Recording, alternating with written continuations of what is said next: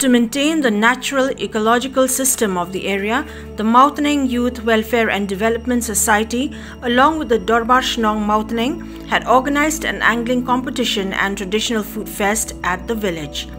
The gathering witnessed the presence of former MLA of UMROI NGAITLANH DHAR, the MDC of UMROI RANGBAH, the in-charge of KHAPMARA PIC LYNRAH, the RANGBAH SHNONG of Mawtneng Augustine, besides members of the Mawtneng Youth Welfare and Development Society. It is worth mentioning that Mawtneng village is one of the places that has adopted the policy of Green Village, which aims at the wholesome development of the area by addressing ecological, economic and equity issues.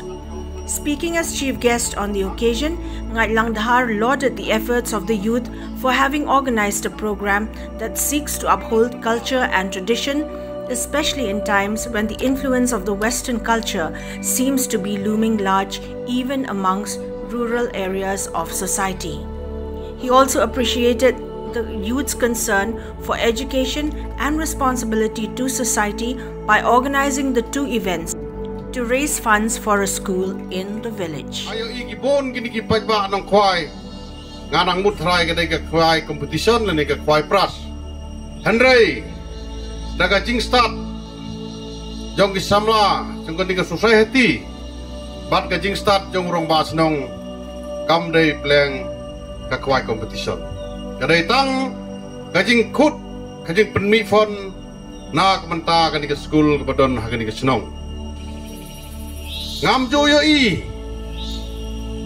sansnem ngalalong MLA hakini ka constituency ngam pat joyo i ngam pat julap kum gani ka program kabadon ni dukan iba mdon pliang tang gawairo don bai tang kasla habape ya gani ka jinglong ngiket mau ya ki por menchwa ngi elektre lom ye tre bri ngi bam bai kijing bam kijing di hakasla kalong kapan kenmau iki por ki pamenswa tekeni kalong ngai khublek kerpang ya ka society ka bala kaloi ka bala poi kenmau ban kenmau ya kini ki jinglong tendrai ki jongi amar mentah kini ki sngi bon bengi laklet ya ki jinglong tendrai tengai khublek kerpang ngapen selur susu